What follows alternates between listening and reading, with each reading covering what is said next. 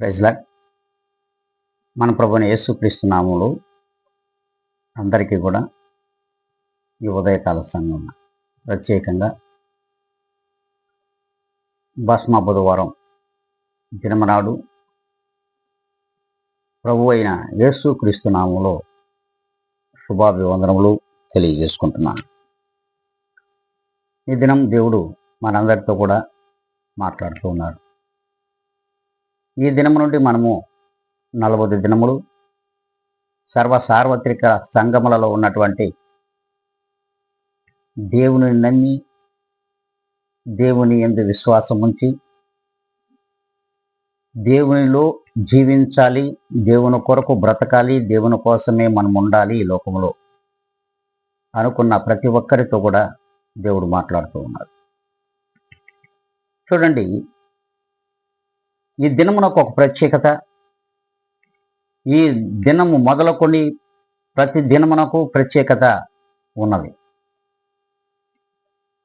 Good Friday వరకు, శుభ శుక్రవార దినం వరకు కూడా దేవునిలో మనం ఎలా ఉండాలి, ఎలా ఉండబోతున్నాము అన్ని విషయాలను కూడా దేవుడు మనకు తెలియజేస్తూ ఉన్నాడు. అవును, ఈ దినములో పాటించకూడదని కొందరంటే, ప్రభు చెప్పలేదని కొందరు అంటున్నారు. మరికొందరు ఇంకా ముందుకు పోయి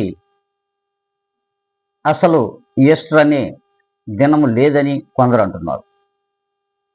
దీని అంతటికి కూడా ప్రభు ఒకే సమాధానాన్ని చెప్తున్నాడు. సర్వ సృష్టికర్త, సర్వాంతర్యామి, సర్వజ్ఞాని అయినటువంటి దేవుడు తన రూపమును ఈ లోకంలో సృజింపచేసుకొని ఎంతో ఒకనాడు మురిసిపోయినటువంటి ఆ దేవుడు మరి ఈ లోకమునకు రావడం, మరి పరిమితమైనటువంటి జీవితాన్ని ఈ లోకంలో గడపడం, మనందరి కొరకు కూడా ప్రాణం పెట్టడం, ఇది సత్యం, ఇది యథార్థం. దీనిని ఎవ్వరూ కూడా ఈ లోకంలో కాదనలేరు. అందుకే ప్రభువు వారే సూటిగా మాట్లాడుటకు మరి తన లేఖనముల ద్వారా మనతో మాట్లాడుతున్నాడు, మన మధ్యన ఉంచి ఉన్నాడు. అది చూద్దాము. యెషయా గ్రంథము 61వ అధ్యాయంలో 3వ లేఖనాన్ని మనం చదువుకుంటే స్పష్టంగా మనకు అర్థమవుతుంది.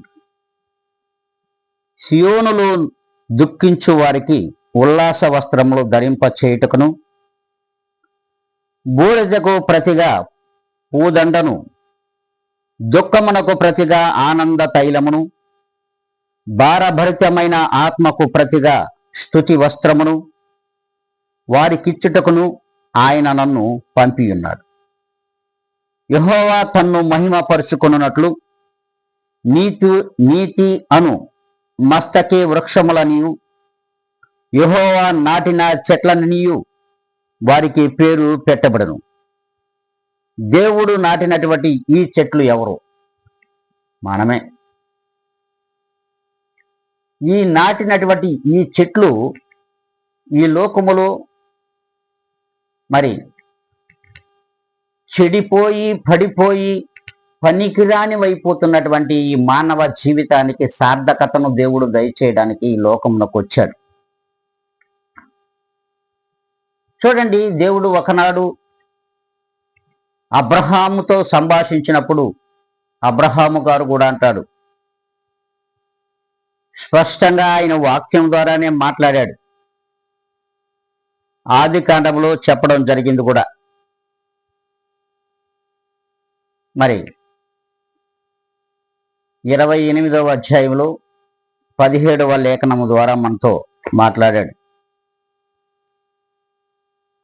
బూడిదయు ధూళియు అయినటువంటి నేను నీతో మాట్లాడుటకు తెగించుచున్నాను అని దేవుని వాక్యము సెలవిస్తూ ఉంది.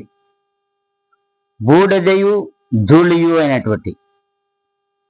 అలాగే చూడండి, ఇప్పుడు ఈ భస్మ బుధవారమునకు ప్రత్యేకత ఈ బూడిదే. అంతేకాదు మరొక సందర్భంలో కూడా ప్రభువులు వారు అంటారు,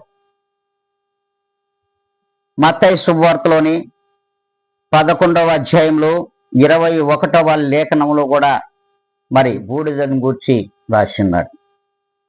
మరి అనేకమైన సందర్భములలో మరి ఈ బూడిదను గూర్చి ఎందుకు ప్రస్తావించాడు ప్రభువులు వారు? ఒక్కసారి మనం ఆలోచిద్దాం. ఎందుకంటే ప్రభువైన యేసుక్రీస్తు వారు ఈ లోకమునకు వచ్చిన తరువాత మానవ సంచారుడుగా, మానవుల మధ్యలో దైవ మానవుడుగా తిరుగాడిన యవ్వన కాల దినములు, మరి అట్టి దినములను ఒక్కసారి మనం తలంచుకుంటే, ఇట్టి దేవుడు మనము ఈ లోకములో ధూళియు బూడిదియు కాకూడదని, ఇలా కాకుండా మనము నిత్య జీవములో నిరంతరము జీవించులాగన జీవించాలని, అట్టి ప్రభువుకు మాదిరిగా ఉండాలని ఈ లోకమునకు ఆయన వచ్చి సర్వలోకమును ప్రేమించి, మరి అంతేకాకుండా ఆత్మతోనూ దేహముతోనూ సజీవ యాగం చేశాడు. హల్లెలూయా, దేవునికి మహిమ కలుగును గాక. చూడండి, సజీవ యాగం చేశాడు. మరి సర్వలోక ప్రజల కోసం, సర్వలోక ప్రజల క్షేమార్థమైనటువంటి మహిమార్థమైనటువంటి జీవితాన్ని సర్వలోక ప్రజలకు దయచేయాలని ఈ లోకమునకు వచ్చాడు. ఇట్టి లోకమునకు వచ్చినటువంటి ప్రభువైన యేసుక్రీస్తు వారు మరి మన కొరకు సజీవ యాగం చేశాడు. ఇది మానవుల కల్పితమా? కాదు, దైవిక పరమార్థము. ఇది సంప్రదాయం.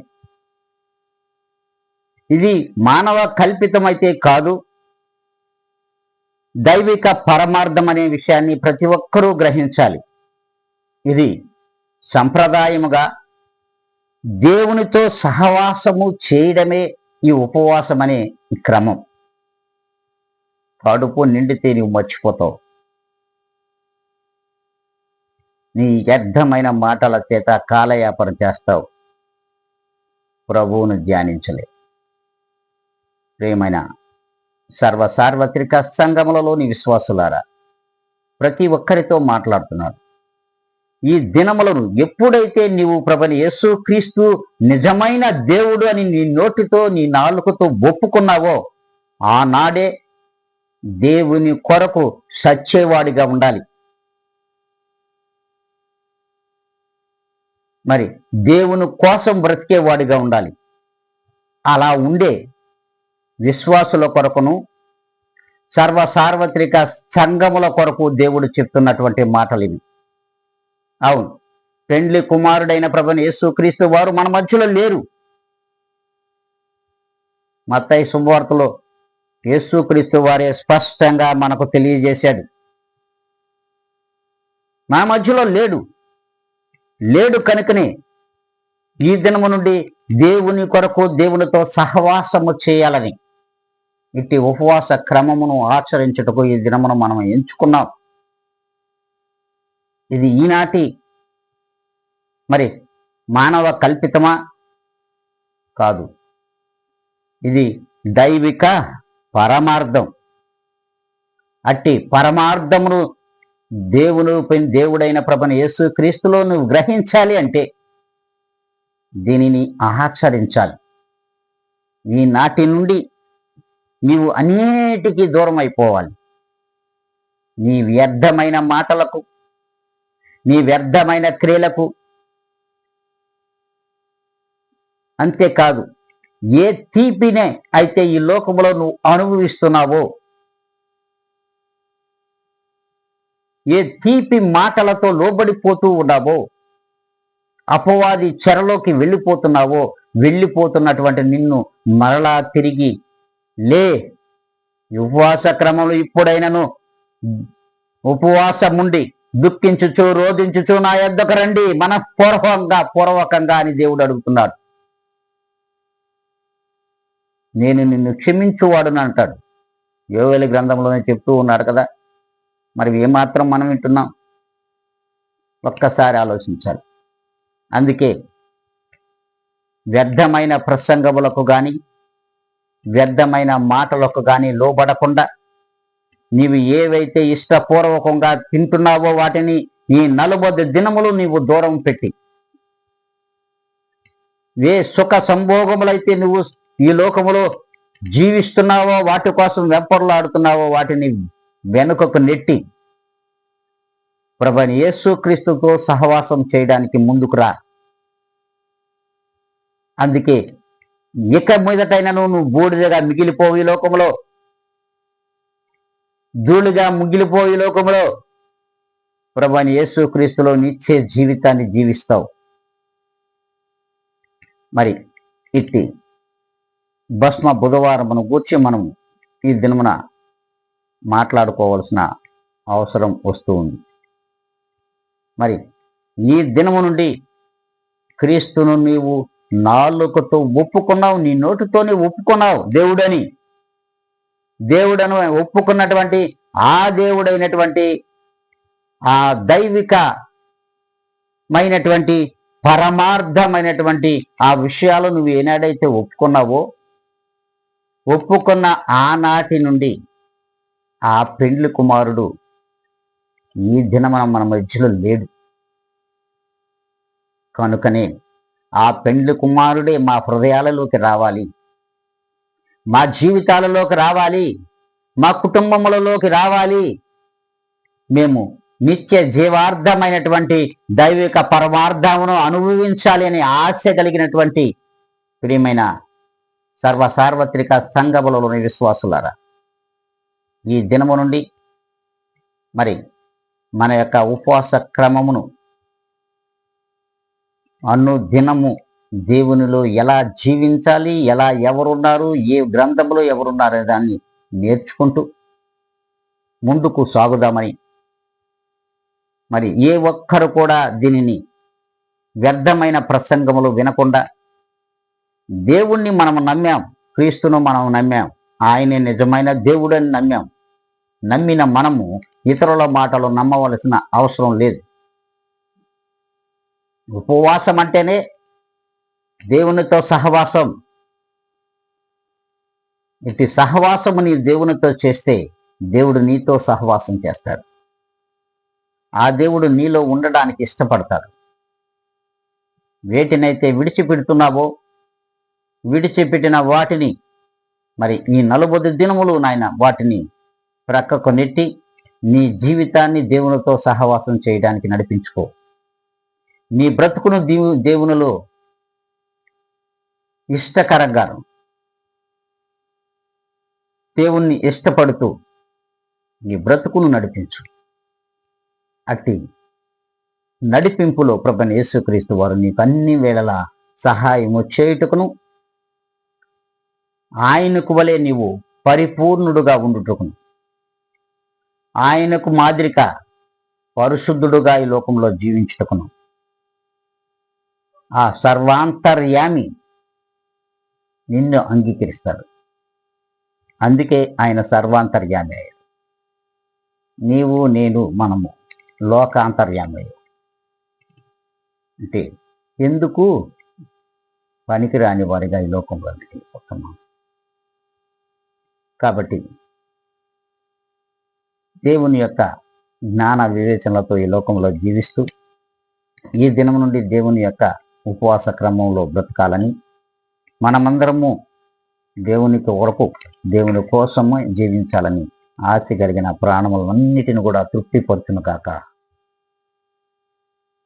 మహాపరిశుద్ధుడా, మా ప్రేమ స్వరూపి, సర్వాంతర్యామి, మీ పాదములకు కృతజ్ఞతలు, స్తుతి స్తోత్రములు సమర్పించుకుంటున్నాం. ప్రవాదికునైన వాక్యమును వింటున్నటువంటి ప్రతి ఒక్కరిని కూడా ఈ భస్మ బుధవారం నాడు జ్ఞాపకం చేసుకుని ప్రతి ఒక్కరిని నాయన ఈ వాక్యం మేల్కొల్పుతుందని ఆశ కలిగి ఇట్టి వాక్యమును నాయన నీ పక్షముగా బోధించినటువంటి నన్ను జ్ఞాపకం చేసుకోమని, అలాగే వీక్షించున్న ప్రతి ఒక్కరిని జ్ఞాపకం చేసుకోమని, మరి ఈనాటి నుండి నీ బిడ్డలందరినీ కూడా మీ ఆధీనంలో తీసుకొని మీ రెక్కల నీడలో భద్రపరిచి మీ సన్నిధిని బిడ్డలందరికీ తోడుగా ఉంచమని బ్రతిమలాడుకుంటున్నాను. జీవాధిపతి అయిన యేసుక్రీస్తు నామమున అడిగి వేడుకొని ప్రార్థిస్తున్నాను మా తండ్రి. ఆమేన్.